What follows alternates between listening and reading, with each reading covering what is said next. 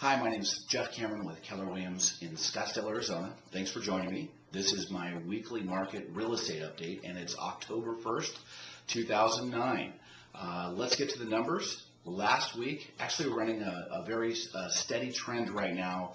We're listing about 1,700 homes per week, and we're selling about 1,700 homes per week. So as far as the weekly numbers go, they're rather bland. They don't look bad. They don't look good. They're just moving forward in a very steady fashion. Which is good, and which also is much better than for the years 2006 to 2008. We were only selling between 1,000 or at a low 850 per week and at a high about 1,200 a week.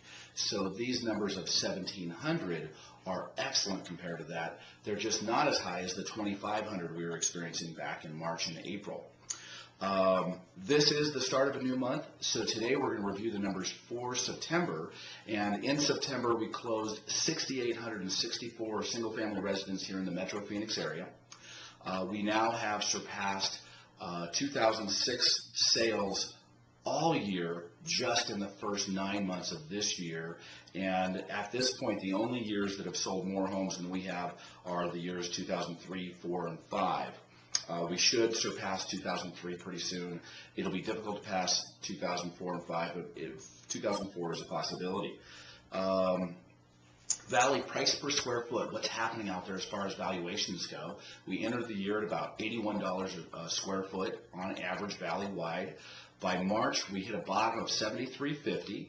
And in August, we were at $82 and some change. Last month we dropped down to $81.68, a little drop off, but still considerably higher than where we were in March. Scottsdale is a little different story. Scottsdale has been following the rest of the market. They were the last to get hit and the last to recover, and Scottsdale for the first time has turned positive from the previous months of price per square foot. In other words, the drop in values has stopped, or at least it has this last month. It had been slowing over the last couple of months, and in August we were at $169 and change per, $167 and change per square foot. In September it was $169. So good news there in the market in Scottsdale, and actually that comes to that question that everybody has today: have we hit a bottom? And first of all, let me tell you, timing a bottom in any market is extremely difficult, and you just don't know when you hit a bottom until you see it in hindsight. Valley-wide, I believe we're seeing that bottom. We see that 73.50 number back in March and April. But instead of timing a bottom, what you want to do is make sure you enter properly. Make a smart decision. Look at what the factors are. And the factors that we see right now is that we still have a good supply of foreclosures coming to the market. So that's kind of a negative factor to the market. But what we're also seeing is the short sales are getting approved at 3 times the rate they were being approved earlier this year, and probably 5 or 6 times the rate of last year. So that means a lot of those homes in foreclosure will not be foreclosed on because the short sales are becoming more successful. What we also know is that interest rates are still at that all-time low, but we're starting to see signs they'll start heading up. And the biggest sign was the Fed coming out last week and stating, or was it earlier this week, stating that they will continue purchasing notes through the first quarter, but they will not exceed their $1.25 trillion worth of purchases. So you have to realize that their demand for notes is keeping interest rates low. Once their demand goes away, we'll start to see interest rates start to go up. How quickly and how much, only time will tell. We're also seeing well-priced homes getting multiple offers on them.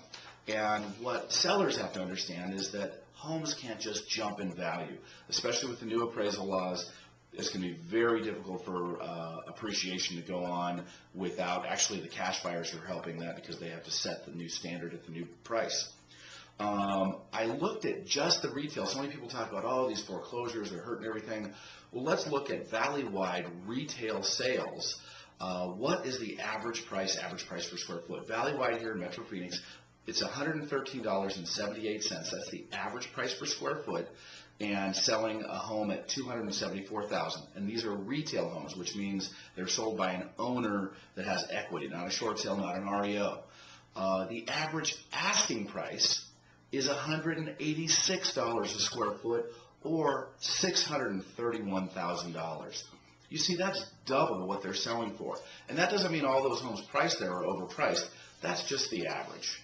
When we look at Scottsdale alone, this is really interesting. In Scottsdale, the average sales price is $202 and change, or $663,000. So we've got a nice average price, but the average asking price is $293 a square foot, and the average asking price of a home is $1.295 million. Now, it's more than double the average selling price because they're larger homes. That's why I like to look at that price per square foot. So anyway, that's a great demonstration of the disconnect from where homes are selling and where a lot of people are asking. I believe if they came to the market, or more homes that come on the market at true market values, we can increase sales. So that's it. If you have any questions, give me a holler. Jeff Cameron. You can email me at jeff@thecameronteam.com or call me at 480-502-7699. Speaking of short sales, we're getting a ton of them approved, and we've got a system down. We have not lost a home to foreclosure with our new system yet this year. And then lastly, Tony got another home sold. My buyer representative got another home sold yesterday on our unfair advantage. If you want to buy a home and you want to have the unfair advantage, give us a call, shoot me an email, we'll go from there. You have a great day, and again, we want to be your answer for questions for the real estate market. This is Jeff Cameron from Keller Williams signing out. Have a great day.